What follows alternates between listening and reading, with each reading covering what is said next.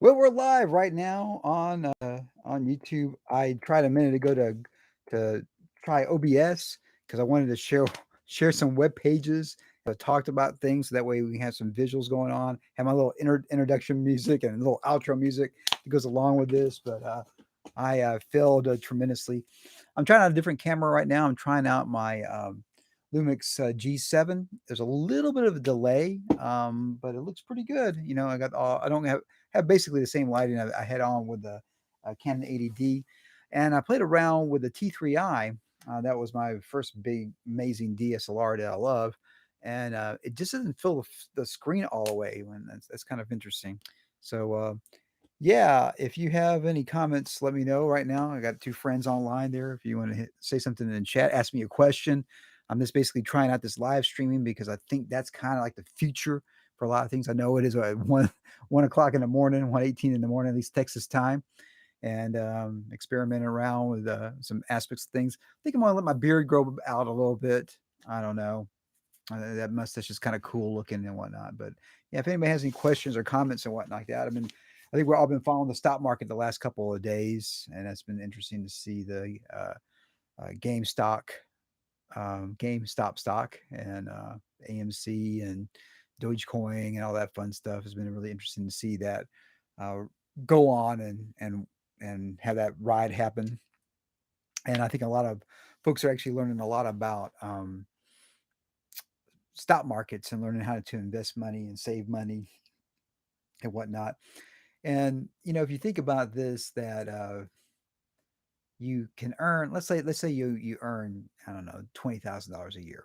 So after taxes, you're probably, I don't know, pulling in, let's say 15, something like that. That's like a lot. This doesn't sound like a lot of money, and it's not a lot of money. And if you're very crafty and very frugal, you would be able to save, I'm going to guess, at least 10% of that, $1,500 of that. And if you're really, really thrifty, you might could even say 3,000.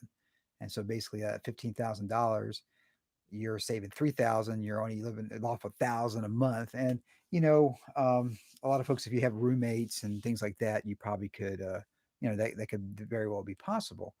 And so if you start investing or saving at $3,000 and $3,000 and $3,000, let's say you want to start a business. Well, if you have 4 years of saving $3,000, that's 12,000 bucks. um, that's a good start to potentially start your own business. If you're able to invest that and even get a modest return on top of that, you might even be up to 15 to maybe $18,000, maybe even $20,000 if you were um, happen to get some investments that paid off pretty well. And so even by making a very, what most people would consider a very small salary today, $20,000 a year, and then after taxes and everything, all the, taxes and Social Security and Medicare and all that stuff you got to pay, um, you know, probably bring in about $15,000. That means you're not eating out. That means you have the very basic cell phone. That means you may actually be using your cell phone as your hotspot for your house. You may not have a lot of things. And I've seen a lot of people actually be quite successful um, selling stuff that they have that they don't no longer need. So stuff that they just don't need anymore. Well, I can get $10 for this. I can get $15 for that. All right, that's a mill there. That's something that you can invest in, you can save and whatnot. So I remember one time there was one cat. He was like saying, "I really want to get to, I can't remember what. Let's just say it was Austin or whatever it was." And I said, well, once you get 3 jobs, and then in 6 months you'll have enough money to get out of here quick. And, oh, I'm tired. I want to rest or play games or whatever. I'm just thinking, all right, dude. Then you obviously don't want to get out of Dodge that quick, you know. So even that person got a second job, and I know it's tough to do. There's a lot of jobs that are very very grueling, but if you think of a time period of 6 months or 3 months, remember recently I rewatched an episode of Little House on the Prairie, and it was the first full episode. And Charles Ingalls didn't have any money, but he's a good worker. Anyway, so he got like 2 jobs, and he like ate lunch walking from one job to another. Then at night he came home and until the morning and got the fuels ready. So when he got the seed and everything like that, and he basically said, I can do this for 3 weeks and three, I think it was 3 or 6 weeks, something like that, month, whatever it was. And then sadly he got hurt. He fell out of a tree. and then the whole town came in and helped him out. So that's the way, makes it feel good when those stories happen like that. But that was an individual there that had a lot of fire in his belly. That's an individual that wanted to be successful, that he was going to take care of his family and everything. And I think today that grit uh, is an important part of what you can do if you really set your mind to it. So yeah, it's really interesting to think about the things you want to achieve, and a lot of times money is a part of that. I don't I if you're 20 years old out there and you're thinking, maybe at, I don't know, 40 or 35 or whatever, and you want to start a business or whatever, and you can't, come up with, I don't know, $2,000 to buy, I don't know, whatever equipment.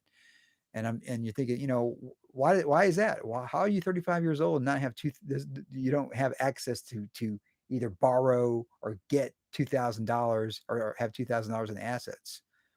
Something happened, and a lot of it is wasting of money, wasting of your assets and things like that. So, if you buy, I don't know, if you buy a new car every couple of years, I think the drive off value is like 20 to 30%. As soon as you drive it off the lot, you lost like 30% of what the car is worth. No one's going to pay you. Let's say the car was $20,000. They won't even pay you $17,000 for it. You might could get 16 for it, maybe. Um, because no one wants to pay full price for a used car, even if you just drove it 5 miles. I think even if you want a car off a game show and it was a $20,000 car, you'd be lucky to get $14,000 or $15,000. You might even get like $12,000 for it, just because somebody would want a deal, because then you got to pay taxes on that. So, anyways, it's interesting. Yeah, I was doing a little bit of research before. I've been hearing some people with games, the game stop stock, and one cat talked about how he took his life savings. It was like $32,000, and he's pretty young, which is pretty good. And that's a lot of money that I've saved up by pretty young age. And he bought in. I think he said at $20 a share. I can't remember what it was. Something like, maybe it was four, whatever it was. But he sold when it really goes high, and he said he got over $1 million. And I was checking into it because I know that once you get to a certain tax bracket, the taxes go up a lot for the capital gains, especially the short term capital gains. And it could be 40% of that. I typed it into one of these calculators online, and it was saying that he would probably, that person would owe like, maybe like a quarter million or something like that. So maybe it's only 25%. So that's still $750,000 on a $32,000, tremendous gamble. Because we've seen how many people have lost. I think because I've been following it because it's fun. I think it was like $60 today or $62, something like that at the end of the after hours. And if you bought in at $400, that's a big loss. If you just bought one share, well, that's a big loss. Imagine if you bought 10 or 100 shares. Now we're talking like a big loss. And so things like that are very speculative. I'm hoping that people only put in money that they were willing to lose. It's kind of like going to the casino or Las Vegas or whatever. If you take $200 and you lose it as part of your entertainment, there you go. If you're going there trying to pay your house note or whatever, and you got, I don't know, whatever, $2,000, and you need $6,000 to pay whatever tax, I don't know, whatever it is, and you lose it, now instead of being only 4,000 away from it, you're now $6,000 away from it. I remember one time one guy told me his roommate, I can't remember what it was his rent was, let's say it's $200, and the guy only had $20, and he went out and bought food or whatever else with it. And the guy was saying, if you would have gave me that $20, that's like $20 less I would have had to pay the rent out of my own pocket, you know? So yeah, it's I guess sometimes people think, well, I can't pay it all. I just might as well use the rest of this money for something else. I don't know. But I think the one thing that's really interesting right now, I think a lot of young people, I think a lot of people that haven't got into the markets or even thought about the markets now, or at least understanding a little bit more. And I always hear this figure about 10% of the population of the United States owns about 80% of the stock markets. And you always kind of hear, like, there's a lot of folks in the 401k plans or 403 or whatever it is, and, Roth RAs and things like that. Most people's pensions, they probably got, there's probably some parts in the stock market, but they're probably more like index funds or, something like that. That way it's spread across a bunch of things. Even if you did this yourself, if you took I don't know, 100 stocks or even 20 stocks and have them kind of really diversified. So let's say that you're into, electronic cars are really big right now. And then you got some energy stocks, and then you got some, real estate, and you got some commercial stocks and things like that. Well, if one market goes down, like let's say oil, well, then maybe the other ones will go up. And then that way you don't lose everything. If you have everything in oil and it all goes down, then all your oil, then all that stock's going to be worth a whole lot less. So that's why they talk about being diversified and whatnot. And reading some books and watching some YouTube videos, they talk about how to be wealthy. And really, what was it? Five. It was like 5 sources of income. So most people like me, I got a regular job. I get a paycheck. I go teach, go talk, blah blah blah blah blah, and they give me a check. So that's the source of income. Some people own rent property. That's another source of income. So if you own a couple of houses or whatever, that's another source of income. If you got royalties, let's say you wrote books or films or music or whatever, and that's another source that could come in. I would think unless you're pretty big, you're not going to make a whole lot off the royalties, unless you're selling a bunch of books or music or whatever. Um, then you can have things like dividends. You can find some type of vehicle. Certificates of deposit was one thing that people used to get a lot. And when interest rates were a little bit better at banks, and you get 2 to 3 or 4%, maybe 5% back in the old days. I'll tell you this: when I was a kid, um, the interest rates was like over. I don't know, it's like, I think it almost got to like 17%. So that means every $100 you had in the bank, you got $17 in interest. Today you get like 0.001%. I don't even know. You almost get nothing for interest now. But back then it was people actually lived off their interest in a bank, that just a regular bank. Um, yeah. Okay. Cool. Yeah. Joy Division. Yeah. Yeah. I'm really into electronic music, so definitely, I'm down. Kraftwerk is one of my favorite groups. I really enjoy the electronic music. Transeurope Express is one of the jams I listen to a bunch of times. Robots, you know, there's so many really great ones like that. So and then I guess if you start your own business, that could be another source of income as well. So for a lot of folks, it's harder to get multiple sources of income to come in. Well, if y'all want to talk about music, we can talk about music a little bit. I mean, I make a lot of electronic music.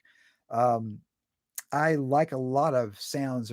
There's a style of classical composition that came out of the 50s, and maybe it goes back a little bit before that, but the technology just wasn't there. It's called musique concrète, and that's where you take sounds of life, like wind and cars driving by and machinery and whatnot, and you basically make it to um, whatever you want. And today it's so easy to do this. I can still use. For a long time I was just making music on Creek with a free program called Audacity, and of course you could do it in Logic or Pro Tools or whatever. But Audacity was fine for what I was doing. And when I used to do it back in the old days, I was using a 4-track recorder. I even had this like a regular tape recorder at one point, and of course the audio fidelity really wasn't that good on it. So that was really fun. You asked the purpose of this YouTube channel. I started this thing in 2006, and that was the wild west. No one knew what they were doing. So this is like one really old channel. This channel actually goes back before Google bought YouTube. And for a little while there, actually before I got on YouTube, Google had something called Google Video. And I used to upload a video and I'm not kidding. Sometimes it would take 2 weeks for that video to go live. And then I heard about YouTube, and I thought, yeah, it's kind of a dumb name, but okay, I'll try it out. And so I just set up an account and I uploaded a video, and it was up I think within an hour, which seems like wow, from 2 weeks to an hour. And actually, I had some videos on Google Video that never even processed, that never even went through there at all. So yeah, there really was no purpose other than I guess today you'd call this in real life or a vlog or something like that. Because if you've been following my channel for a while, I make music, I make films, I talk about life, motivational things. I teach lessons about guitar or piano or certain techniques, do camera reviews, I do reviews of movies and things like that. So yeah, I know the problem is so random. And I actually talked to YouTube sort of on chatting, I mean on emails, and their advice to me was to start over again because this channel is just too, you know, disorganized for what channels are today and whatnot. Um, yeah, well, I appreciate you watching because it is, how long have you been watching? Because I've been making content daily, for 12 years now. And before that, I would make a couple of videos every week or something like that. But I always talk about this back in the day. It was a lot harder to make content because you actually had to take a camera on tape. And okay, about a year and a half. Yeah, that's cool. I appreciate it. If you go back 10 years, 12 years ago, and kind of watch what I would do daily, it just was whatever I wanted to do. Um, and so some things were educational, some things were just talking, some things were, honestly, just kind of dumb, and things like this that I just thought no one would even ever watch. How to pump gas, and apparently there's a lot of people that never knew how to pump gas in their car. You know, So you found that Audacity tutorial? Yeah, I mean, I did that. That was probably 12 years ago, and I have a lot of people who have watched that. That along with a video of fixing my refrigerator has got a lot of views. How to write a paper in 10 a 10-page paper in one night. So yeah, it's kind of interesting. Um, yeah, well, cool. I appreciate that. Yeah, I think what's that one? The one guy that does like reviews, and he kind of had that meltdown with Red Bull one Christmas, Raw or something like that. Anyway, he does like food reviews. Well, I mean, normally I wear a suit and tie every day, and so when I would do a review at Burger King or whatever, Chick-fil-A, whatever it was, pizza, whatever, and he made a couple comments. So I think in some ways I kind of influenced him to make reviews, but I was kind of doing it. I mean, I'm not gonna say I was doing it as a joke, but I was just kind of doing it as making content, basically. Like, here's a sandwich, it's good. And basically, I'm not gonna lie, most food I eat, I like. If you make a hamburger, it's pretty hard to mess up a hamburger. Let's just be honest. I can make a hamburger. I can even make a steak. It's not too hard to make a steak if you know what you're doing. Now, if you give me some, recipe that's got like a bunch of steps to it, no, I can't do that. But fry a hamburger, put an air fryer or whatever, it's not too hard to do. Make a peanut butter sandwich, not hard to do. I can do that. But anyway, so it's and it's fun, and I'm really kind of amazed when I watch him because he has so many different foods he eats. Now, I don't eat cheese, I don't eat pork, I don't eat chocolate, I don't drink sodas. I don't drink milk. I don't eat because I don't have dairy. So there's a lot of foods I don't eat, like pizza. Um, I eat pizza without cheese. So he's able to review everything because he obviously doesn't have any restrictions in his diet or whatever. And mine's are mainly health choices, I think, by not eating cheese and not eating bacon. I used to love bacon, but bacon's got a lot of bad stuff in there for you. So I eat turkey bacon occasionally, but I don't eat regular bacon and whatnot. And yeah, I basically try to give up foods that were bad. Like chocolate is in all the sweets. So if you don't eat chocolate, there's no chocolate cake, no chocolate chip cookies, no, if you don't eat dairy, no ice cream, no cheese, things like that. So that helps out a little bit on maintaining weight. And I'll be honest, I felt better when I gave up dairy. If I didn't feel better, I gave up I tried to be a vegan, a vegetarian for about 2 weeks. I hated it. I didn't. It was not working for me. When I got catfished, the first time I ate catfish after that, I was like, oh, feels so much better. So, if you're a vegan or vegetarian and it works for you, great. I just don't think it worked. I just know it didn't work for me. I was eating nothing but carbs because I was just starving. So, anyways, yeah, I'm up there. I'm getting to that a half a C note. So yeah, when you look back, if you go back to 12 years ago, you can see how my hair has changed over time, and my face and beards and mustaches and things like that. So yeah, it's interesting how fast time flies by. I think it's interesting also to see how like sometimes how long I wore the same pair of glasses, but today you can get like I think these glasses were like $12, $7 sometimes like that. So I'm able to get like a different kind of glasses for almost nothing, and they don't last very good. They're not very great glasses, but so I put that on there, and now I'm the '70s dude. So it's kind of cool to just change glasses, and you can really change the look a great deal. I got one pair of glasses over here that just tremendously just changes my look. I carry these to LA when I in case they really kind of wanted a completely different look. I mean, you can see how different a look that is. I think I'll look a lot older with that. This here is kind of like my Buddy Holly glasses. So being a rock and roller, I think that kind of works out a little bit better and everything. Yeah, you know what? At least I still got my hair. So and I can grow a beard and mustache. So I've been on that department. I've been pretty lucky. I know a lot of my friends are about my age. Don't have as much hair as I have on my head, so I don't think it's going anywhere.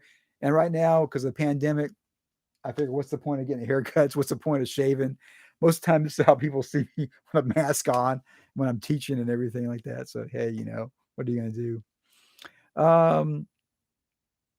How to deal with extremely loud neighbors. Okay, this is what I would do. I think it's better to get results with kindness. So next time you see your neighbors, just say, "Hey, how you doing?" Start off with, "Hope it's a nice day." By the way, I was trying to do some reading or whatever. I can hear the music, or whatever it is. Could you all just take it down a notch? I would really appreciate it, and let me know if I'm ever too loud or whatever. So that's what I would say to do. Uh, and if you start getting the law enforcement around or landlords involved, it starts getting to a point where, someone wants to save face at that point. They get upset. And even at that, even when you're nice, it still kind of stings a little bit. But if you do it with a nice positive tone, that's always been helpful for me. I, I don't play my guitar at 11, taking the Spinal Tap. I typically play it like at a two, maybe a 1.5. I usually typically practice at night. Like this is the time period, like 1 o'clock midnight. Usually when I practice guitar. Classical guitar, you're not going to hear me at all, and it's just so quiet. You're not going to hear that. And of course, with electric guitar, I can turn the amp up to 11 and blow all the neighbors away. So I just try to be considerate. Now I got friends that play drums, and they always try to find an apartment or a house that's away from other people, at least one room, so that way when they're playing it won't be as bad, and they might even try to do some sound blocking so in that room there, so it won't bother the neighbors and everything. So yeah, let me know how that turns out with your neighbors. And again, if the nice approach doesn't work, then I guess you got to escalate it up and find whoever their landlord is, and just again be nice to the landlord. Just let them know, hey, this person's really really loud. Yeah, the kind approach and again, a lot of that's because I'm old and I've been around for a while, and I know how I feel when someone starts off negative to me, and it's not really good. Um, and again, because it stings a little bit, if you try not to, you don't want to make the situation worse. And I'll say this: maybe they're loud for a reason. Maybe something bad's going on in their life, and they're just trying to, deal with it that way, and they don't realize they're too loud. I mean, I've had that happen before, and whenever I see anybody say, "Hey, could you, I'm reading a little bit. Could you all turn it down a notch?" And again, a lot of us are isolated at home. I have not spent this much time at my house ever because I'm usually out doing things. Like this is a Friday night. I might have went to a concert up in Shreveport or something like that. But the pandemic's going on, so you know. So this is the most time I've spent in that house. So try kindness first. Try that, and and a lot of times being friendly to somebody. It's harder to be a jerk to somebody who's friendly to you. It's not impossible, but it's harder to do that. Some advice for someone in their early 20s. Well, life goes by very quick. I was your age not that long ago, and now I'm 30 years later than that. I I I know the next 20 years is going to go by that as well. So I would say, think of the things that you really want to do in your life. Think of the things that you want to do. Think about the places you want to go. Think about the experiences that you want to have in your life. A couple years back, I think I mentioned before, at least on the videos, that I've done film and I like acting. I like to act.